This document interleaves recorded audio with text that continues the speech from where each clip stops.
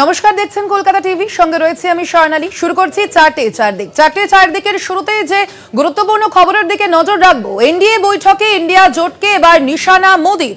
এনডিএর মহাবিজয়কে মানতে চায়নি বিরোধীরা। বিরোধীদের দুদিন এমন চলছিল যেন আমরা হেরে গেছি। এবারও 100 আসন ছুঁতে পারেনি কংগ্রেস। 3 বার কংগ্রেসের মোট আসন এবার এনডিএর থেকেও কম। ক্ষমতা দখলের জন্যই ইন্ডিয়া জোট তীব্র গতিতে গর্তে ঢুকে যাচ্ছে। এনডিএ নেতা নির্বাচিত হয়েই এবার বিরোধীদের কড়া ভাষায় আক্রমণ নরেন্দ্র মোদীর।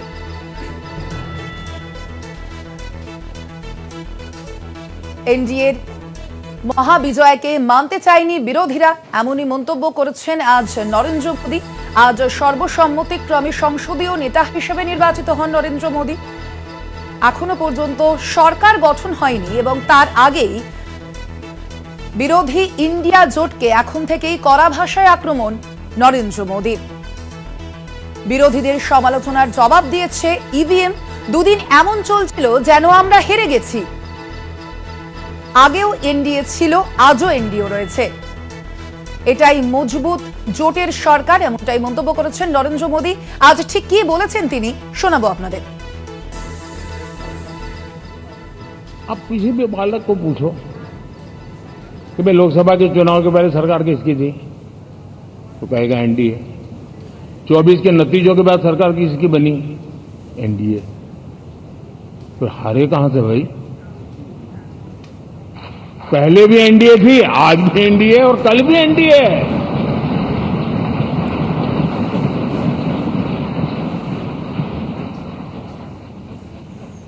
आप सोचिए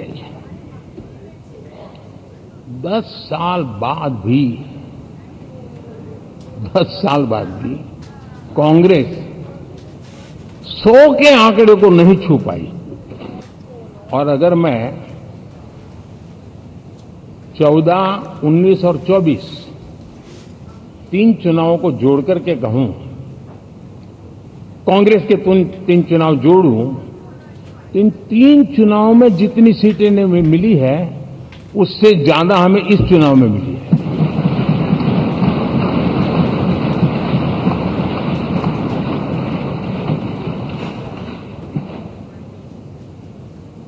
और मैं साफ देख रहा हूं साथियों, एनडीए वालों को अंदाज नहीं है।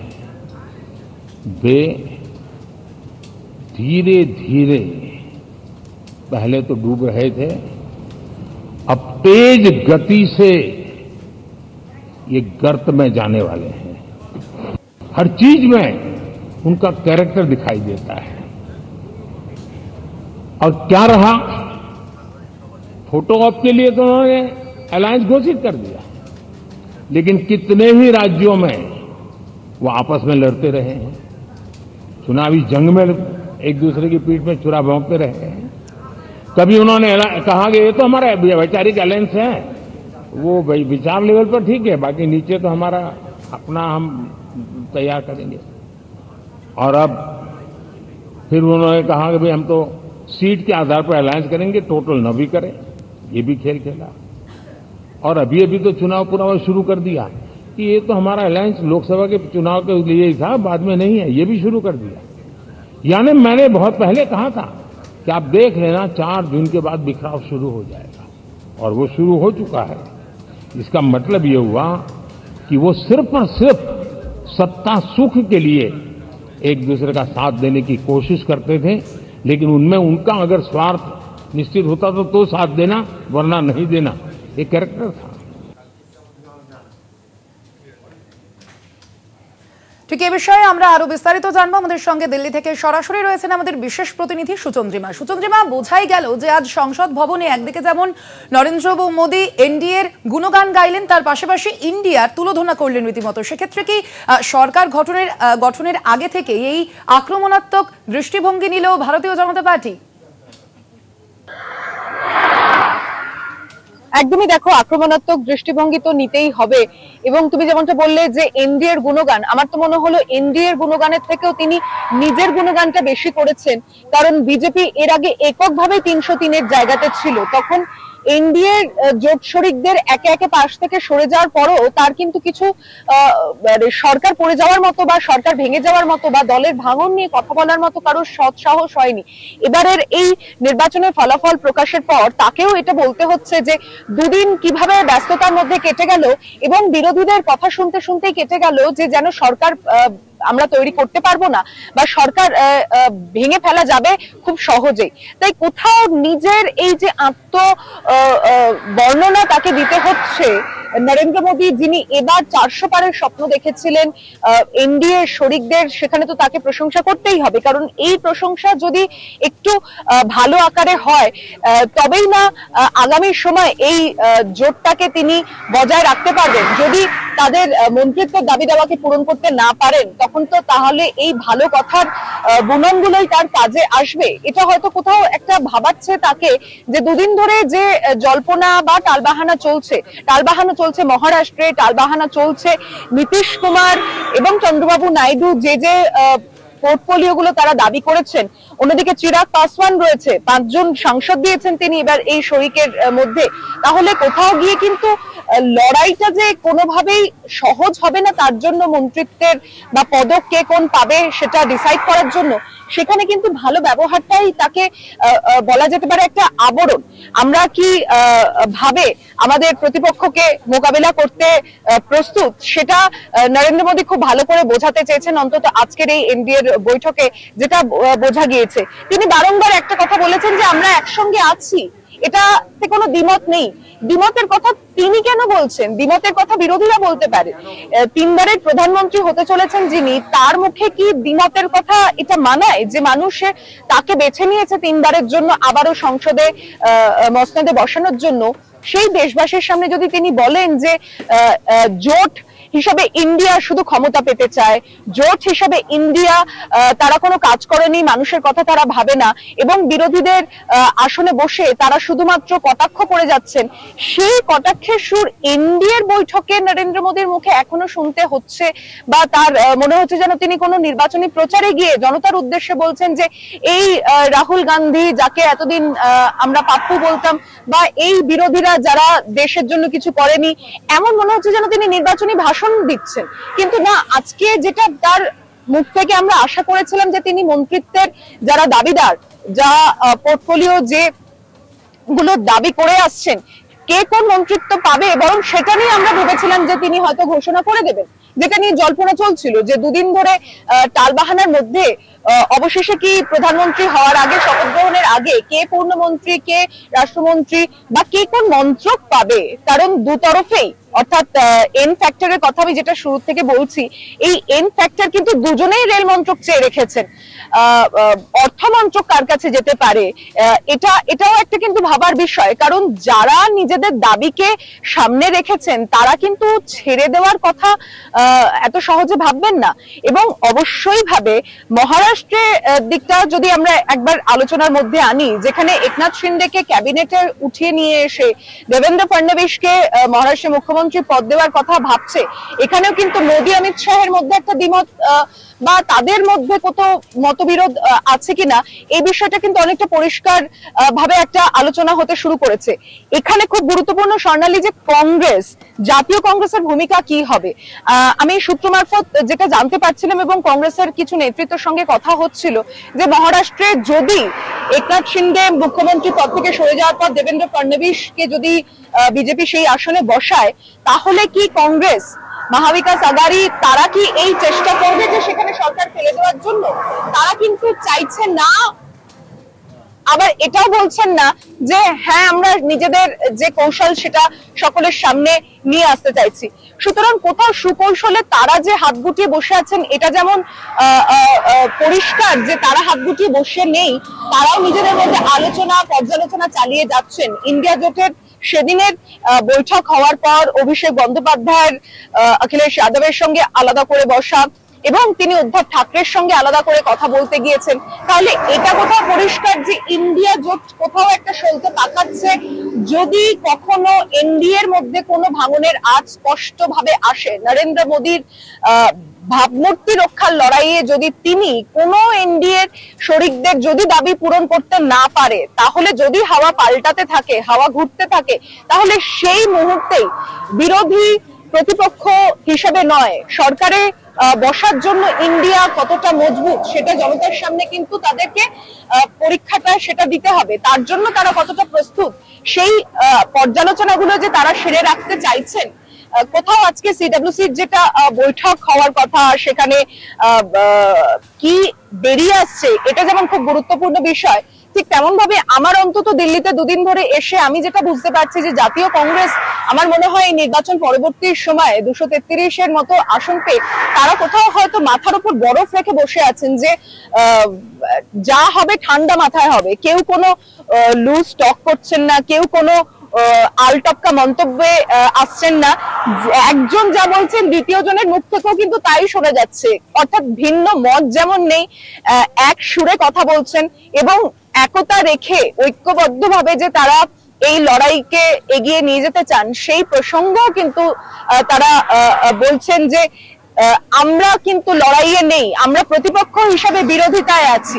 তাই লড়াই যারা করছে ভাঙনের জন্য যদি এনডিএ মুখ থুবড়ে পড়ে, নরেন্দ্র মোদী যদি প্রধানমন্ত্রী হিসেবে শপথ নিয়েও যদি আগামী সময়ে সেই সরকার তাকে ফেলে দিতে হয়, তাহলে ইন্ডিয়ার তখন কি স্বরূপ থাকবে এটা কিন্তু মানুষের কাছে সময়ের সঙ্গে সঙ্গে নিয়ে আসতে চাইছে ইন্ডিয়া জোট, এটা স্পষ্ট।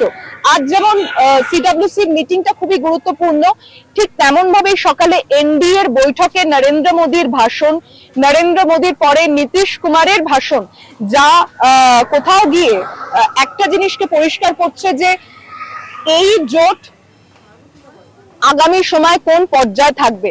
দেশের মানুষ জনাদেশ দিয়েছে ঠিকই, কিন্তু এই জোটের ভবিষ্যৎ জোটের শরিকদের হাতে কিন্তু রয়েছে। তারা যদি বেগতিক হয়, যদি মন্ত্রক না পেয়ে যদি তারা বেগতিক হয়, যদি তারা এই জোট থেকে বেরিয়ে আসে, আগামী সময় কিন্তু ভারতীয় রাজনীতির পাশা বদলাতে এক মুহূর্ত বেশি সময় লাগবে না। তাই কোথাও স্বাভাবিকভাবেই এটা এখন যেটা দাঁড়িয়ে রয়েছে দিল্লির মসনদে, 9 তারিখ নরেন্দ্র মোদী প্রধানমন্ত্রী হিসেবে তৃতীয়বারের জন্য শপথ গ্রহণ করতে যাচ্ছেন এবং তিনি আজকে একে একে এই মিটিং এর পর রাষ্ট্রপতি ভবনে গিয়েছেন, মুরলী মনোহর যোশীর বাড়িতে গিয়েছেন, আডবাণীর বাড়িতে গিয়েছেন। তাই একে একে এই আমন্ত্রণ জানানোর কৌশল এটাই বলে দিচ্ছে যে শপথ গ্রহণ নিয়ে দিন বদলালেও সিদ্ধান্ত বদলায়নি, তিনি শপথ গ্রহণের প্রস্তুতি শুরু করে দিয়েছেন এবং জোট শরিকরা আজকে নীতিশ কুমারের বক্তব্যে যে স্বপ্ন নরেন্দ্র মোদী এই ভারতকে নিয়ে দেখেছেন, যা তিনি 10 বছরে করেছেন এবং যা বাকি রয়েছে, তারা একসঙ্গে সেই কাজকে এগিয়ে নিয়ে যাবেন। এবং সবার শেষে নীতিশ কুমারের নরেন্দ্র মোদী পা ছুঁয়ে আশীর্বাদ নেওয়ার সেই ছবিও আমরা কলকাতা টিভির দর্শকদের দেখিয়েছি, যেখানে অদ্ভুত ভাবে কোথাও একটা সেই ভূয়সী প্রশংসার মধ্যে দিয়ে নীতিশ কুমার কিছু মাস আগেও ইন্ডিয়া জোটের মধ্যে এই মোদী সরকারের বিরোধিতা করে এসেছে। আমরা চন্দ্রবাবু নাইডুর ইতিহাস জানি যে থার্ড তৈরির সময় 2021 সালে মমতা বন্দ্যোপাধ্যায় যখন ক্ষমতায় আসেন, নবান্নতে এসে তিনি মমতা বন্দ্যোপাধ্যায়ের সঙ্গে দেখা করেছিলেন এবং কোথাও কোথাও তার এই যে অর্থাৎ অবশ্যই জোট শরিকদের যে ইতিহাস রয়েছে সেদিকে আমাদের যেমন নজর থাকবে, অবশ্যই আগামী দিনে এই জোট শরিকদের যে মিলিতভাবে যে সরকার গঠন হবে সেই সরকার কোন দিকে যায় অবশ্যই সেদিকে আমাদের নজর থাকবে। তবে আপাতত তুমি আমাদের সঙ্গে থেকো সুচন্দ্রিমা। এর পাশাপাশি আপনাদের জানাবো যে ঠিক এই বিষয়েই আমরা কথা বলেছিলাম কংগ্রেস মুখপাত্র সৌম্য আইচ রায়ের সঙ্গে, তিনি ঠিক কি বলেছেন, তার কি প্রতিক্রিয়া শুনুন। আসলে যারা পারফর্ম করতে পারে না তাদের কিছু অজুহাত লাগে, সামনে একটা করে অজুহাত দাঁড় করা। ভারতবর্ষের আমাদের যেমন সংখ্যাগরিষ্ঠতা দেয়নি, ওনাকেও তো সংখ্যাগরিষ্ঠতার ম্যান্ডেট দেয়নি। দুটো স্ক্রাচের ওপরে ভর করে সরকার চালাতে হবে, এখন দুটো রিমোট কন্ট্রোল ওনাকে চালাবে। ভারতবর্ষে উনি যে এত অহংকারের কথা বলেছিলেন, আপনি বার 400 পার, ভারতবর্ষের মানুষ ওনাকে বুঝিয়ে দিয়েছেন যে উদ্ধত্ত এবং অহংকারের ফল কি। তো এখন উনি যত বেশি এইসব উদ্ধত্ত অহংকারের কথা বলবেন তত বেশি গাড্ডায় যাবেন।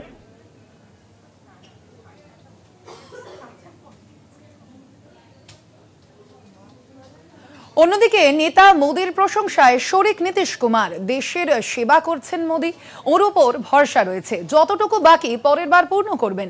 আমরা মোদির পাশে থাকবো। এনডিএ বৈঠকে মন্তব্য নীতিশ কুমারের। বিজেপির সঙ্গে দর কষাকষি চলছে নীতিশের, এমনটাই সূত্র মারফত জানা যাচ্ছে। অবশ্যই নীতিশ কুমারের যে জেডিইউর যে 12টি আসন তা অবশ্যই গুরুত্বপূর্ণ এই এনডিএ জোটের ক্ষেত্রে, এবং তিনি প্রধানমন্ত্রী নরেন্দ্র মোদীর প্রশংসায় ঠিক কি বলেছেন শোনাবো আপনাদের প্রথমেই।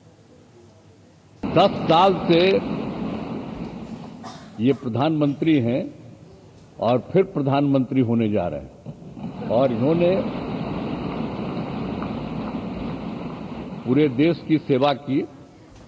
अब पूरा भरोसा है कि जो कुछ भी बचा है अगली बार ये सब पूरा कर देंगे और जो भी हर राज्य का है, और हम लोग पूरे तौर पर सब दिन इनके साथ रहेंगे और पूरे तौर पर जो कुछ भी है आज जिस तरह से भी ये करेंगे बहुत अच्छा है। और आप जान लीजिए कि कुछ लोग, हम लोगों को तो अब लगता है कि अगली बार जो आप आइएगा ना, तो इस बार हम देखें कि कुछ इधर उधर कुछ जीत गया है, अगली बार सब हारेगा, हमको पूरा भरोसा है। अब बिहार का भी तो सब काम हो ही जाएगा, जो कुछ भी बचा हुआ है उसको ही कर देंगे। सबसे पुराना इलाका है, तो इसीलिए हम लोग तो पूरे तौर पर हर तरह से जो आप चाहिएगा उस काम के लिए हम लोग लगे रहेंगे। ঠিক এই বিষয় নিয়ে আমরা আবারও কথা বলবো। বিশেষ প্রতিনিধি সুচন্দ্রিমা রয়েছেন দিল্লি থেকে। সুচন্দ্রিমা, অর্থাৎ বোঝাই যাচ্ছে কোথাও গিয়ে যে জোট শরিকরাই এনডিএ যে জোটটা রয়েছে সেখানে কতটা গুরুত্বপূর্ণ। একদিকে যেমন বিজেপির সঙ্গে দর কষাকষিও চলছে নীতিশ কুমারের, অন্যদিকে এই জেডিইউর নীতিশ কুমার তিনি কিন্তু নরেন্দ্র মোদীর প্রশংসাও করছেন। অর্থাৎ কোথাও গিয়ে বোঝা যাচ্ছে যে দুদিকেই কিন্তু বজায় রাখতে চাইছে এই জোট শরিকরা।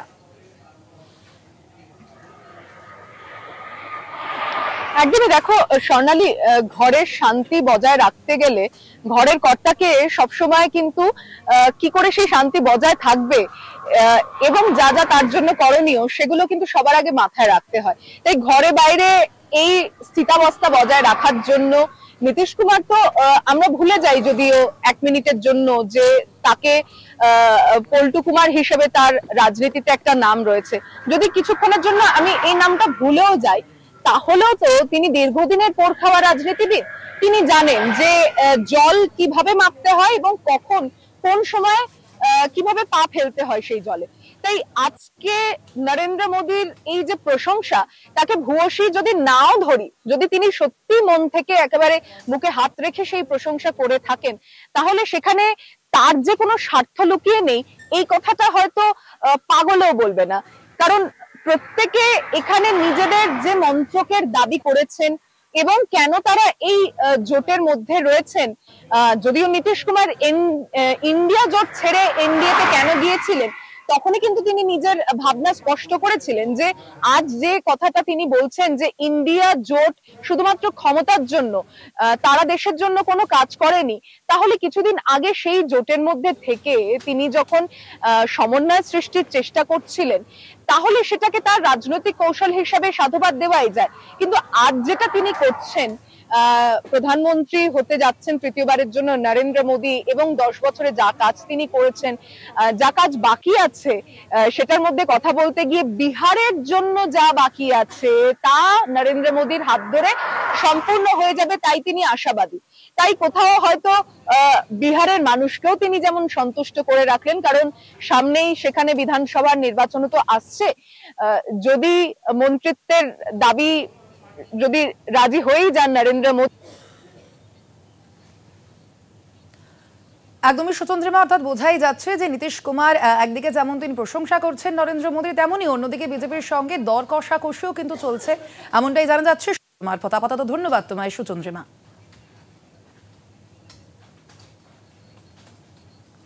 চারদিকে এখন সময় ছোট্ট বিরতির। ফিরছে বিরতির পর আরো খবর নিয়ে, সঙ্গে থাকুন। বিরতির পর দেখছেন 4টে। লোকসভা ভোট শেষ হতেই প্রশাসনের কাজে গতি আনতে তৎপর মুখ্যমন্ত্রী মমতা বন্দ্যোপাধ্যায়। আগামী 11 জুন কলকাতায় উচ্চ পর্যায়ের বৈঠক ডাকলেন মুখ্যমন্ত্রী। প্রশাসনের কাজে কোথায় কোথায় গাফিলতি রয়েছে তা নিয়ে মুখ্যমন্ত্রী বৈঠকে পর্যালোচনা করবেন বলেই সূত্রের খবর। ভোটের পর এবার নজর প্রশাসনে। 11 জুন নবান্নে উচ্চ পর্যায়ের বৈঠক। বৈঠকের ডাক মুখ্যমন্ত্রীর।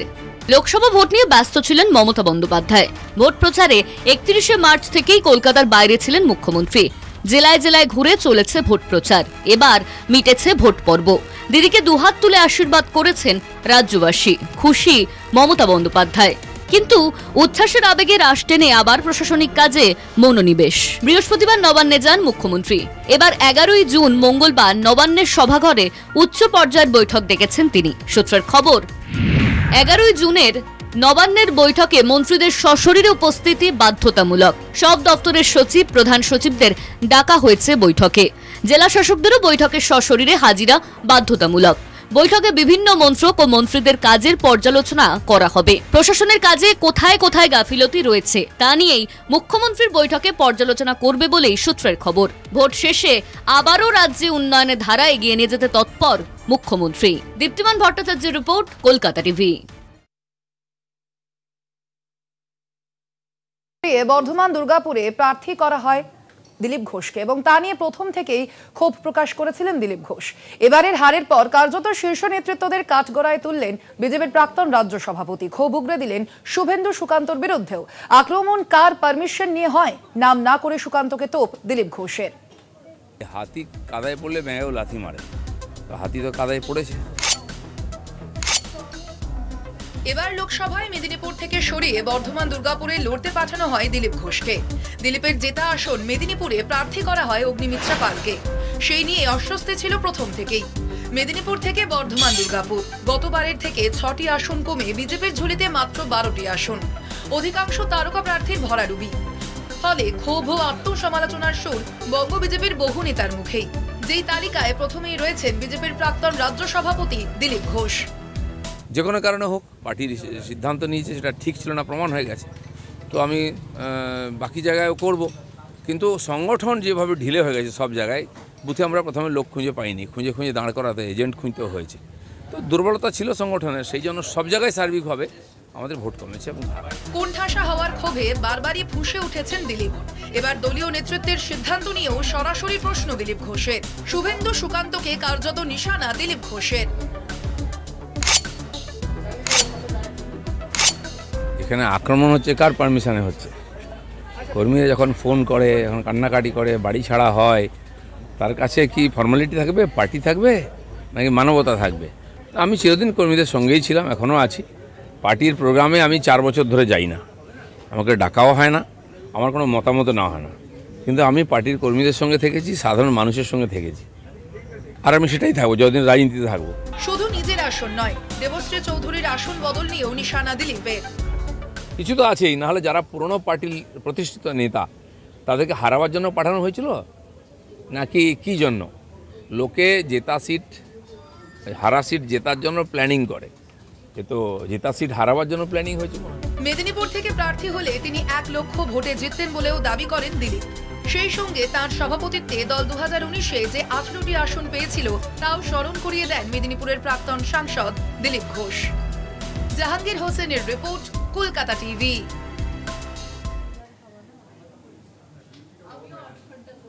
ভোটে বাংলায় বিজেপির বিপর্যয়। দিলীপের পর এবার বিস্ফোরক অনুপম হাজরা। অবসাদে বীরভূমে বিজেপি মণ্ডল সভাপতির আত্মহত্যার অভিযোগ। আত্মহত্যা না পরোক্ষে খুন, দায়ভার কি নেবে বঙ্গ বিজেপির স্বেচ্ছাচারী রাজ্য নেতৃত্ব? বিস্ফোরক পোস্ট অনুপম হাজরার। ভোটে বাংলায় বিজেপির বিপর্যয় এবং সে নিয়ে এবার বিস্ফোরক পোস্ট করলেন অনুপম হাজরা। আমরা দেখেছি গতকালও তিনি সোশ্যাল মিডিয়ায় একটি পোস্ট করেছিলেন এবং মূলত সেখানেও যে বিষয় ছিল যে বিজেপির বাংলায় যে ফলাফল, সেই ফলাফলকে কেন্দ্র করেই, এবং আজ আবারও সেই একই বিষয় নিয়ে পোস্ট করলেন তিনি। এ বিষয়ে আমরা কথা বলবো। ফোন লাইনে রয়েছেন আমাদের প্রতিনিধি মনা বীরবংশী। মনা, এবার অনুপম হাজরা ঠিক কি পোস্ট করেছেন, এ বিষয়ে কি জানা যাচ্ছে? হ্যাঁ দেখো স্বর্ণালী, অনুপম হাজরা যে পোস্ট করেছেন সেই পোস্ট কার্যত বলা যেতে পারে তার আক্রমণাত্মক পোস্ট, এবং তার অভিযোগের তীর বঙ্গ বিজেপির যারা 24-এ নির্বাচন করেছেন, যারা পদে ছিলেন, যারা দায়িত্বে ছিলেন, তাদের বিরুদ্ধে। অনুপম হাজরা কি লিখছেন তিনি বলছেন, আত্মহত্যা নাকি পরোক্ষে খুন, এর দায়ভার কি নেবে বঙ্গ বিজেপির স্বেচ্ছাচারী অপদার্থ রাজ্য নেতৃত্ব? দেখো, এই যে অনুপম লিখছেন ফেসবুকে, তার কারণ হচ্ছে 132 নম্বরের বুথ সভাপতি বিজেপি, 72 বছর তার বয়স, তিনি কিন্তু সুইসাইড করেছেন। তার একজন আত্মীয় ফেসবুকে পোস্ট করেছে, লিখেছে যে 4টে বডিগার্ড নিয়ে ঘোরা নেতারা কি জানবে আবেগ দিয়ে রাজনীতি করা নেতাদের হারের যন্ত্রণাটা কি। অর্থাৎ এখানে যখন যিনি আত্মহত্যা করেছেন বিজেপির সভাপতি, তার পরিবারের লোকজন যখন ফেসবুক পোস্ট করছেন যে বিজেপি হেরেছে বলে, তার যন্ত্রণাটা কিন্তু আলটিমেটলি বঙ্গ বিজেপির যারা নেতারা দায়িত্বে আছেন, নাম না করে বলছেন, যেহেতু এই মুহূর্তে দাঁড়িয়ে বা নেতৃত্ব দিয়েছিলেন, তুমি জানো যে শুভেন্দু অধিকারীর উপরে সুকান্ত মজুমদার, অমিতাভ চক্রবর্তী, তাদেরকেই মূলত কাঠ করে দাঁড় করেছেন। এবং সেই জায়গায় দাঁড়িয়ে অনুপম সেই পোস্টটিকে নিয়ে তার যে ফেসবুক ওয়াল সেখানে পোস্ট করেছেন, এবং অনুপম সরাসরি ভাবে বলছেন যে এটা কি আদৌ আত্মহত্যা নাকি পরক্ষণে তাকে খুনের, মানে তাকে মৃত্যুর দিকে ঢলে যেতে সহযোগিতা করেছে বা সেই প্ররোচনা দিয়েছে বঙ্গ বিজেপির দায়িত্বপ্রাপ্ত নেতারা যারা দায়িত্বে রয়েছেন, এবং এর দায়ভার কি এই বঙ্গ বিজেপির স্বেচ্ছাচারী অপদার্থ যে রাজ্য নেতৃত্ব তারা কি নেবেন। অর্থাৎ অনুপম কিন্তু তার বডি ল্যাঙ্গুয়েজ, তার ভাষার মধ্যে দিয়ে বলতে চাইছেন যে এটা সম্পূর্ণভাবে এই রাজ্য যে বিজেপির নেতা পদে যারা রয়েছেন তাদের কিন্তু দায়ভার নিতে হবে। আর এই পোস্ট যখন সামনে এসছেন তখন বীরভূমে তো বটেই, যেহেতু বীরভূমে অনুপমের তার ভিটে মাটি, এছাড়াও রাজ্য বিজেপিতে একটা চূড়ান্ত একটা অস্বস্তিকর পরিবেশ অনুপমের এই পোস্টকে ঘিরে। তার কারণ বিজেপির মধ্যে যে গৃহযুদ্ধ, সেই গৃহযুদ্ধ কিন্তু সামনে আসছে। তুমি জানো যে 24-এর যে ফলাফল দেখতে পাচ্ছি আমরা, বিশেষ করে বঙ্গে, তাতে কিন্তু ভয়ঙ্কর ভরাডুবি শিকার কিন্তু বিজেপি। খুব স্বাভাবিকভাবেই একেবারে এই মুহূর্তে দাঁড়িয়ে একদিকে যেমন অবশ্যই দিলীপ ঘোষ যেমন যারা পদে রয়েছেন বিজেপির এই মুহূর্তে দায়িত্বে, তাদেরকে কটাক্ষ করতে ছাড়েননি, সেরকম অনুপমও কিন্তু সে একই পথে আসছেন এবং রীতিমতো আক্রমণ জানিয়েছেন তাদের দলের বিজেপির যারা রাজ্যের দায়িত্বে রয়েছে, পদে রয়েছেন তাদের প্রতি। এবং এই পোস্টকে ঘিরে রীতিমতো চাঞ্চল্যকর পরিবেশ, বিশেষ করে বঙ্গ রাজনীতিতে, সেটা কিন্তু বলা যেতেই পারে। স্বর্ণালী, ধন্যবাদ তোমায় মনা। আমরা কথা বললাম, ফোন লাইনে ছিলেন আমাদের প্রতিনিধি মনা বীরবংশী। এ বিষয়ে আমরা কথা বলেছিলাম অনুপম হাজরার সঙ্গে। কলকাতা টিভিকে প্রতিক্রিয়ায় তিনি জানিয়েছেন, তিনি দাবি করেছেন যে বিজেপির রাজ্য সভাপতিকে সরানোর দাবি করেছেন তিনি ঠিক কি দাবি করেছেন, কি বলেছেন, শোনাবো আপনাদের।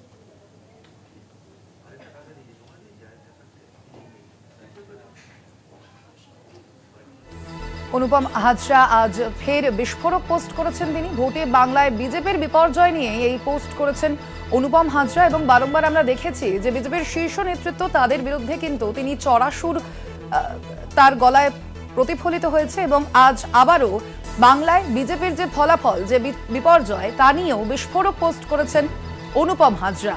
এর দায় নেবে স্বেচ্ছাচারী রাজ্য নেতৃত্ব, এই প্রশ্ন তুলেছেন অনুপম হাজরা। এই বিস্ফোরক পোস্ট করেছেন তিনি। ভোটে বাংলায় বিজেপির বিপর্যয়, আমরা জানি গতবারে লোকসভা নির্বাচনে, অর্থাৎ 2019-এর যে লোকসভা নির্বাচন, সেবার 18টি আসন পেয়েছিল বিজেপি, কিন্তু এবারে তার অন্যথা হয়েছে। অবশ্যই 6টি আসন গিয়েছে বিজেপির হাত থেকে, এবং সেই নিয়েই এবার বিজেপির যে বিপর্যয় বাংলায়, তা নিয়ে এবার বিস্ফোরক পোস্ট করেছেন আজ ফের অনুপম হাজরা। এবারও বিজেপির যে রাজ্য নেতৃত্ব, তাদের বিরুদ্ধে ক্ষোভ উগরে দিয়েছেন রীতিমতো তিনি। বাংলায় বিজেপির বিপর্যয় নিয়ে আবারও বিস্ফোরক পোস্ট অনুপম হাজরার।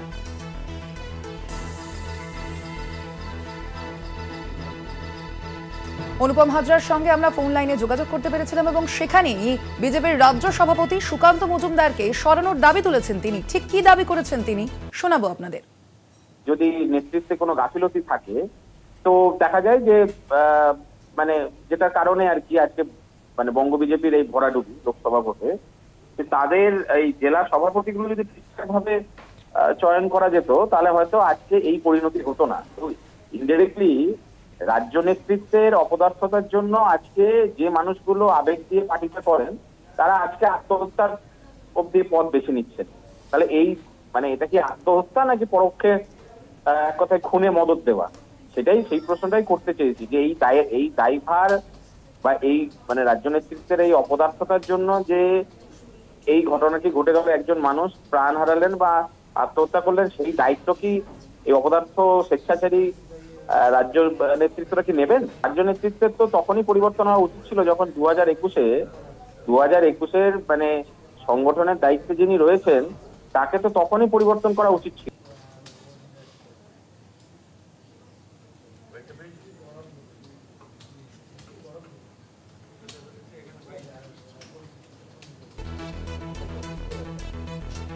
আপনাদের শোনালাম অনুপম হাজরা, তার সঙ্গে আমরা আজ ফোন লাইনে যোগাযোগ করতে পেরেছিলাম এবং সেখানে আজ সরাসরি বিজেপির রাজ্য সভাপতি অর্থাৎ সুকান্ত মজুমদারকে সরানোর দাবি তুলেছেন অনুপম হাজরা।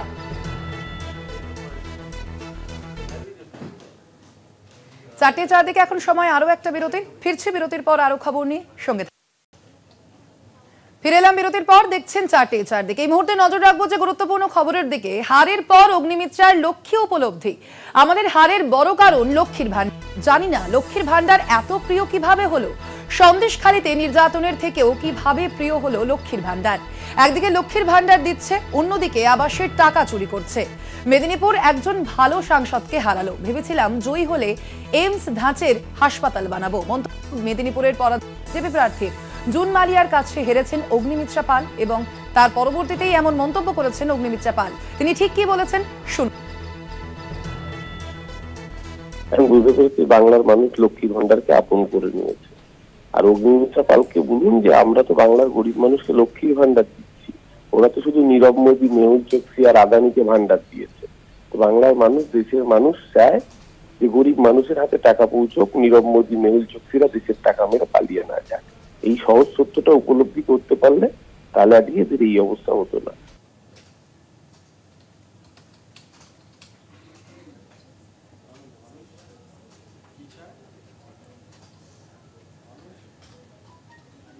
হারের পর এবার অগ্নিমিত্রা পালের লক্ষ্মী উপলব্ধি ঠিক কি বলেছেন তিনি শোনাবো আপনাদের। লক্ষ্মীর ভান্ডার একটা খুব বড় কারণ আমাদের হারের, আমার মনে হয়। মহিলারা, আমি জানি না বাংলার মায়েরা বোনেরা কেন এখনো বুঝতে পারছেন না যে এক হাতে 1000 টাকা এই সরকার আপনাকে দিচ্ছে, কিন্তু অন্য হাতে আপনার যে কয়েক হাজার টাকার আবাস যোজনার বাড়ি মোদিজি পাঠাচ্ছে সেটা কেড়ে নিচ্ছে।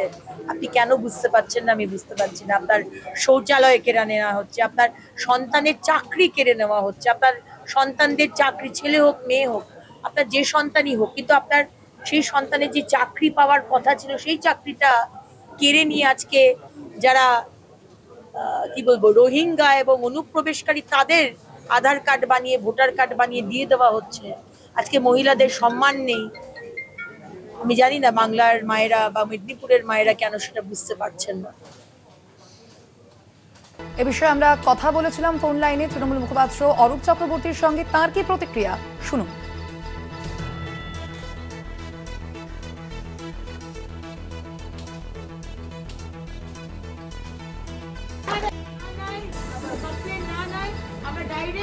আমি বুঝতে পেরেছি বাংলার মানুষ লক্ষ্মীর ভান্ডারকে আপন করে নিয়েছে। আর অগ্নিমিত্রা পালকে বলুন যে আমরা তো বাংলার গরিব মানুষকে লক্ষ্মীর ভান্ডার দিচ্ছি, ওরা তো শুধু নীরব মোদী, মেহুল চোকসি আর আদানিকে ভান্ডার দিয়েছে। তো বাংলার মানুষ, দেশের মানুষ চায় যে গরিব মানুষের হাতে টাকা পৌঁছক, নীরব মোদী, মেহুল চোকসিরা দেশের টাকা মেরে পালিয়ে না যায়। এই সহজ সত্যটা উপলব্ধি করতে পারলে তাহলে আজকে এদের এই অবস্থা হতো না। গোটা দেশ থেকে প্রত্যাখ্যাত হয়েছে। রাম মন্দির করবে বলে যেখানে রাম মন্দির প্রতিষ্ঠা করেছে সেই অযোধ্যায় হেরেছে। সেখানে কোন ভান্ডার ছিল? আসলে গোটা দেশের মানুষের সাথে বেইমানি করেছে এই সরকার। এই নরেন্দ্র মোদীর সরকার 10 বছরে 20 কোটি বেকার তৈরি করেছে, রান্নার গ্যাস, পেট্রোল, ডিজেলের রোজ দাম বাড়িয়েছে, ইলেকট্রাল বন্ডে কোটি কোটি টাকা তোলাবাজি করেছে, দেশের মানুষ ঘাট ধাক্কা দিয়েছে। লোকসভা ভোটের ফল প্রকাশের পর উত্তপ্ত সিতাই, তৃণমূল কর্মীর মাথা ফাটিয়ে দেওয়ার অভিযোগ। বিজেপির বিরুদ্ধে এই অভিযোগ করা হয়েছে সিতাইয়ের চামটা গ্রামের চোরখানার ঘটনা। ভোট পরবর্তী হিংসার যে ছবি তা রাজ্যের একাধিক জেলায় আমরা দেখতে পাচ্ছি। এ বিষয়ে আমরা কথা বলবো, আরো বিস্তারিত জানবো। ফোন লাইনে রয়েছেন আমাদের প্রতিনিধি রবিউল হোসেন। রবিউল, ঠিক কি ঘটনা ঘটেছে, ঠিক কি অভিযোগ সামনে আসছে? দেখো, একেবারেই সিতাই চামটা গ্রাম পঞ্চায়েতের চোরখানা এলাকার যে তৃণমূল কংগ্রেস কর্মী ফুলেশ্বর বর্মন, তিনি যখন আজকে সকালে বাজারে যান, ঠিক সেই সময় তার উপর অতর্কিত হামলা চালানোর অভিযোগ ওঠে বিজেপি আশ্রিত দুষ্কৃতীদের বিরুদ্ধে। প্রথমে তাকে ঘিরে ধরে বিজেপি কর্মীরা মারধর করে এবং সেই মারধরের কারণে তার কিন্তু মাথা ফেটে যায়, এমনটাই কিন্তু অভিযোগ তৃণমূলের। পরবর্তীতে কিন্তু সেই ফুলেশ্বর বর্মনকে তৃণমূল কংগ্রেস কর্মীরা এবং তার পরিবারের লোকেরা উদ্ধার করে সিতাইয়ের যে ব্লক প্রাথমিক স্বাস্থ্য কেন্দ্র রয়েছে সেখানে নিয়ে আসে এবং সেখানে তাকে প্রাথমিক চিকিৎসা দেওয়া হয় এবং এই মুহূর্তে সে সিতাই ব্লক প্রাথমিক স্বাস্থ্য কেন্দ্রে চিকিৎসাধীন রয়েছে।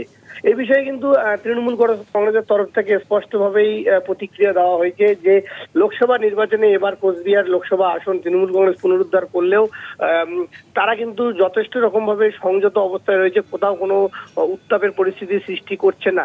কিন্তু তারপরেও বিজেপি বারবার বিভিন্ন এলাকা অশান্ত করার চেষ্টা করছে, এমনটাই কিন্তু অভিযোগ তৃণমূল কংগ্রেসের।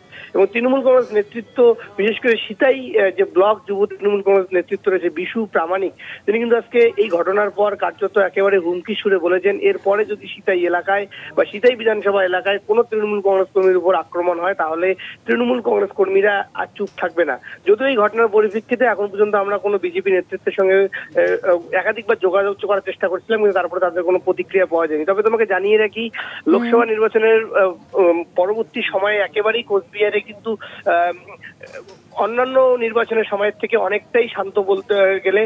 কোনো রকম ভাবে বড় আকারে কোনো গন্ডগোলের খবর এখন পর্যন্ত পাওয়া যায়নি, দু একটি বিক্ষিপ্ত ঘটনা ঘটছে। তবে আরেকটি ট্রেন্ড একেবারেই যে বিভিন্ন যে বিজেপি অধ্যুষিত এলাকাগুলো রয়েছে, বিজেপি অধ্যুষিত যে গ্রাম পঞ্চায়েতগুলো রয়েছে, সেইগুলো কিন্তু এই মুহূর্তে একেবারে হিরিক নেমেছে তৃণমূল কংগ্রেসে চলে আসার। আর তার মাঝখান থেকেই এই যে বিজেপি তৃণমূল কংগ্রেস কর্মীর আক্রমণের ঘটনায় কিছুটা হলো চাঞ্চল্য ছড়িয়েছে এলাকায়। একদমই ধন্যবাদ তোমায় রবিউল। আমরা কথা বললাম, ফোন লাইনে ছিলেন আমাদের প্রতিনিধি রবিউল হোসেন।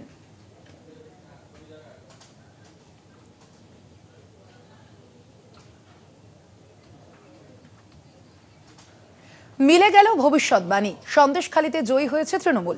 আর তারপরই সন্দেশখালীর তৃণমূল নেতা শেখ শাহজাহানকে বসিরহাট মহকুমা আদালতে তোলার সময় জয় বাংলা স্লোগান দিলেন তার অনুগামীরা। স্লোগান শুনে হাসি শাহজাহানের মুখে। লোকসভা ভোটের মাস কয়েক আগেই উত্তপ্ত হয়ে উঠেছিল সন্দেশখালী। রেশন দুর্নীতি কাণ্ডে সন্দেশখালী দোর্দণ্ড প্রতাপ তৃণমূল নেতা শেখ শাহজাহানের বাড়িতে তল্লাশিতে গিয়েছিল কেন্দ্রীয় তদন্তকারী দল। সেখান থেকেই গন্ডগোলের সূত্রপাত।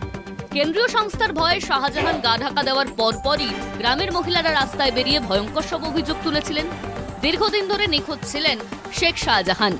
তবে বসিরহাটের ভোট বাক্সে সেই সন্দেশখালীর তেমন কোনো প্রভাব পড়েনি। প্রতিবাদী মুখ রেখা পাত্রকে 3,33,518 ভোটে হারিয়ে জয়ী হয়েছেন তৃণমূল প্রার্থী হাজী নুরুল ইসলাম। সেই ফল প্রকাশের পর শুক্রবার শাহজাহানকে দেখেই স্লোগান দিতে শুরু করলেন সন্দেশখালীবাসী।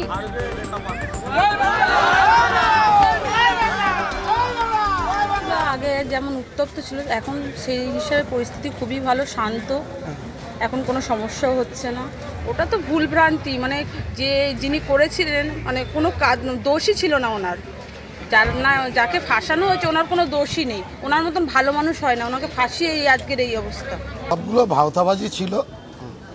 শুভেন্দু অধিকারীর চালে এইগুলো রেখাপাত্রের চালে 2 বছর ট্রেনিং দিয়ে বিজেপির উস্কানিমূলক কথা দিয়ে মানুষের বিভ্রান্ত করে মানুষ আজকের বুঝতে পেরেছে যে বিজেপির বিভ্রান্ত আমরা চক্রান্তে পা দেব না, যার জন্য টিএমসি সরকারকে ভোট দিয়ে জয়যুক্ত করে হাজী নুরুল ইসলাম 3,33,000 ভোটে জয়যুক্ত হয়েছে।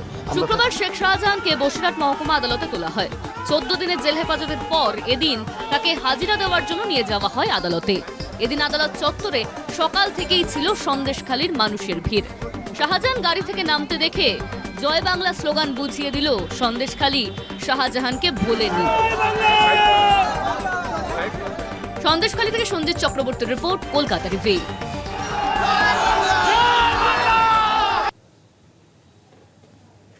এবার নজর রাখবো আবহাওয়ার খবরের দিকে। আগামী দুদিনে 2 থেকে 3 ডিগ্রি বাড়বে তাপমাত্রা। দক্ষিণবঙ্গের কয়েকটি জেলাতে তাপপ্রবাহের সম্ভাবনা রয়েছে।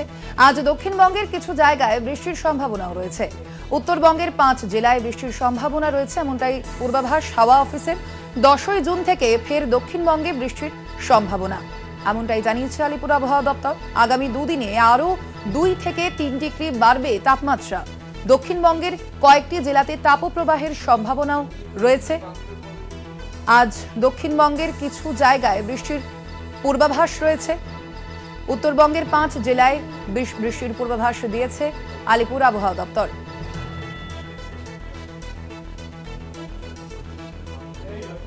এ বিষয়ে আমরা আরো বিস্তারিত জানবো। ফোন লাইনে রয়েছেন আমাদের প্রতিনিধি শুভ্রজিৎ চক্রবর্তী। শুভ্রজিৎ, এখনো পর্যন্ত কি জানা যাচ্ছে? আলিপুর আবহাওয়া দপ্তরের কি আপডেট রয়েছে এ বিষয়ে? একেবারেই তোমরা জানিয়ে রাখবো, আগামী 2 দিন 2 থেকে 3 ডিগ্রি কিন্তু সর্বোচ্চ তাপমাত্রা বাড়ার সম্ভাবনা। এর পাশাপাশি দক্ষিণবঙ্গের কয়েকটি জেলায় কিন্তু তাপপ্রবাহের সতর্কতার কথা বলা হচ্ছে আলিপুর আবহাওয়া দপ্তরের পক্ষ থেকে। আজ দক্ষিণবঙ্গের সব জেলারই 2-1 জায়গায় হালকা থেকে মাঝারি বৃষ্টি হওয়ার সম্ভাবনা। এবং যেটা বলা হচ্ছে যে উত্তরবঙ্গের 5টি জেলায় 5 জেলা কিন্তু বৃষ্টির সম্ভাবনা করা বলা হচ্ছে। এবং উত্তরবঙ্গের যে জেলাগুলিতে ভারী বৃষ্টিপাতের সম্ভাবনা করা বলা হচ্ছে আলিপুরদুয়ার, জলপাইগুড়ি, কোচবিহার। এছাড়াও দার্জিলিং এবং জলপাইগুড়িতে কিন্তু বজ্র বিদ্যুৎ সহ বৃষ্টির সম্ভাবনা এবং 30 থেকে 40 কিলোমিটার বেগে প্রতি ঘন্টায় ঝোড়ো হাওয়া এমনই কিন্তু বলা হচ্ছে। এবং তোমরা জানিয়ে রাখবো যে তাপপ্রবাহ যে জেলাগুলিতে বলা হচ্ছে সেগুলি বাঁকুড়া, পশ্চিম বর্ধমান, পশ্চিম মেদিনীপুর।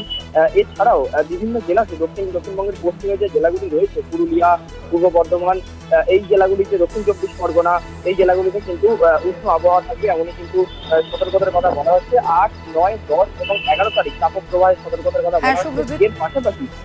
এর পাশাপাশি 10 তারিখ, 11 তারিখ এবং 12 তারিখ দক্ষিণবঙ্গের বেশ কয়েকটি জেলায় কিন্তু হালকা থেকে মাঝারি বৃষ্টিপাতের কথা বলা হচ্ছে। এবং উত্তরবঙ্গেরও কিন্তু বেশ কয়েকটি জেলাতে কিন্তু সেখানেও বৃষ্টির সম্ভাবনা রয়েছে। আপাতত ধন্যবাদ তোমায় শুভ্রজিৎ। আমরা কথা বললাম, ফোন লাইনে ছিলেন আমাদের প্রতিনিধি শুভ্রজিৎ চক্রবর্তী। ম্যাক্সিমাম টেম্পারেচার আপনার বাড়বে 2 থেকে 3 ডিগ্রি আগামী 2 দিনে। আমরা হয়তো সাউথ বেঙ্গলে কয়েকটা জেলাতে হয়তো হিটওয়েভও পেতে পারি। 7 তারিখে সাউথ বেঙ্গলে সব জেলাতেই হালকা মাঝারি বৃষ্টি উইথ থান্ডার, 2-1 জায়গাতে হওয়ার সম্ভাবনা আছে সবকটি জেলাতে। নর্থ বেঙ্গলে দার্জিলিং, জলপাইগুড়ি, কোচবিহার এবং আলিপুরদুয়ারে হোয়াইট স্প্রেড রেনের সম্ভাবনা আছে। এবং মালদা, 2টি দিনাজপুর এবং কালিম্পংয়ে স্ক্যাটার্ড রেনফল হওয়ার সম্ভাবনা আছে। আগামীকাল বাঁকুড়া, ওয়েস্ট বর্ধমান এবং ওয়েস্ট মেদিনীপুরে হিট ওয়েভের সতর্কবার্তা দেওয়া হয়েছে। আগামীকাল হট অ্যান্ড হিউমিড ওয়েদারের সতর্কবার্তা দেওয়া হয়েছে ঝাড়গ্রাম, পুরুলিয়া, বীরভূম, পূর্ব বর্ধমান, দক্ষিণ 24 পরগনাতে। এবং ভারী বৃষ্টির সতর্কবার্তা দেওয়া হয়েছে জলপাইগুড়ি, আলিপুরদুয়ার এবং কোচবিহার। 4টে 4 দিক আজ এ পর্যন্তই। দেখতে থাকুন কলকাতা টিভি, রাত 7 দিন।